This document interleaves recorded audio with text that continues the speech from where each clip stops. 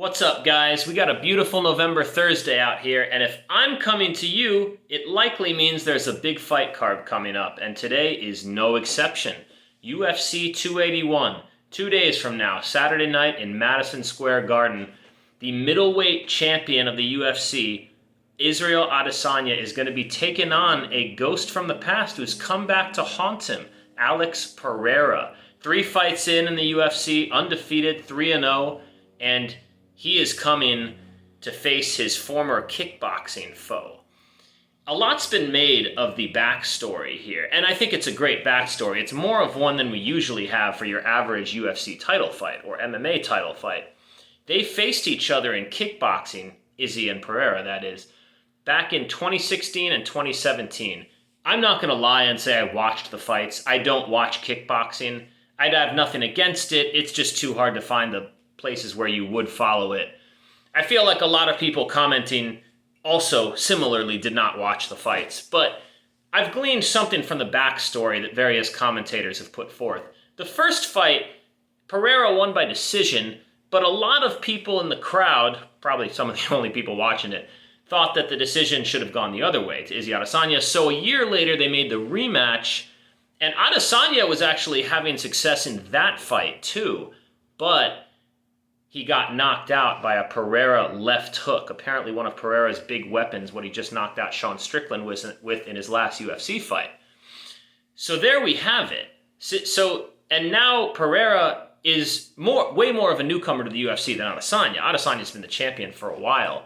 But this was actually, I think, a very smart move by the UFC, because now it's reinvigorating interest in an Israel Adesanya fight when his fandom and the general fan atmosphere around him has taken a decline. And I want to talk about that a little bit first, because let's delve into the psychology of the fan as I see it a little bit.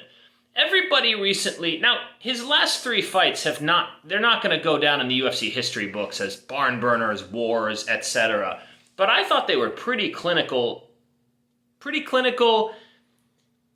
not too risk-taking, but as a champion, you have to take calculated risks. And he hit the other guys more than the other guys hit him.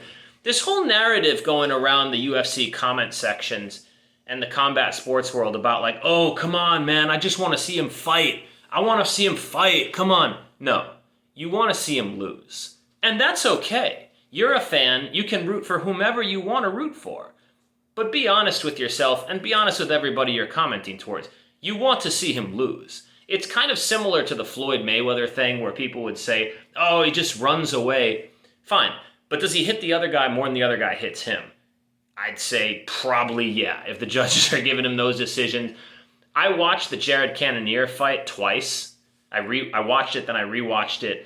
It was a clinic. It was a striking clinic. Jared Cannonier is a very dangerous striker, and he really couldn't do much of anything to Adesanya. He hit him a few times, obviously. It's a freaking 5-round UFC fight for crying out loud. But Adesanya pretty much put on a clinic.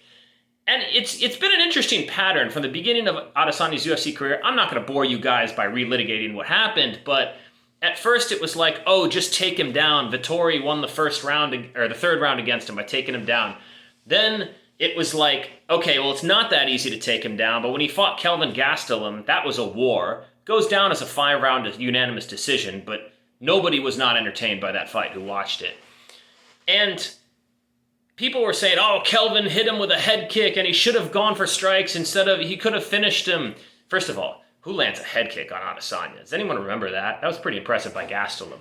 But then, so he didn't finish the fight there, and Adesanya knocked him down twice in the 5th round. Pretty impressive for a guy who's known as a speed guy. Adesanya has power too. Next fight, you'll remember, Robert Whittaker, he was a slight underdog, but the odds were pretty even. But everyone was saying, oh, he hasn't faced anybody of the caliber of Whittaker. Whittaker is going to stomp him, blah, blah, blah. He ends up knocking out Whittaker essentially twice. Once in the 1st round, once in the 2nd round, the 2nd round being the final knockout. And then after that, yeah, I mean, he had the Yoel Romero fight, which it was baffling to me how everybody blamed him for not engaging Yoel. Yoel's an incredibly tough fight. He called for Yoel. Yoel wasn't engaging him either. So it's like, again, did he hit and kick Yoel more than he got hit and kicked? I think he did. Then he handles Paulo Costa. I said I wouldn't break everything down. I feel like I'm doing that. But then, okay, the next few fights, the Marvin Vettori rematch, the Whittaker rematch, which many people, myself not included, thought should have gone Whittaker's way. I get it. We all want to see wars, knockouts, especially from our champions, at least from time to time. But I think this one, Pereira, they're going to make each other fight. And there's this big narrative going around that, like, Pereira has the power and Adesanya has the speed. I think Pereira has more speed than you guys realize, and I think Adesanya has more power than you guys realize, as evidenced by the aforementioned knockouts that he had a few fights back. So it surprises me that Adesanya is a minus 200. That seems like a big favorite for against a guy who's knocked you out in the past, albeit in kickboxing. Plus 170 on Alex Pereira. I've bet on Adesanya 4 times in the UFC, and all 4 have hit. His only loss, of course, was to then light heavyweight champion Jan Blachowicz. But it still surprised me he's that big a favorite. I haven't made my decision yet. Anticlimactic, I know. But I'm leaning Adesanya, but the plus 170 on Pereira has me a little bit tempted. But I want to know, what do you guys think? Also, two very quick picks. Weili Zhang, I think she's going to smash Esparza. Hope I'm wrong, but I think she will. Dustin Poirier, I think, gets it done against Chandler in a very, very gritty battle. But Chandler might not be a bad underdog take at the plus 140 with that bomb of a punch he has. So anyway, I feel like I've rambled more than usual this time.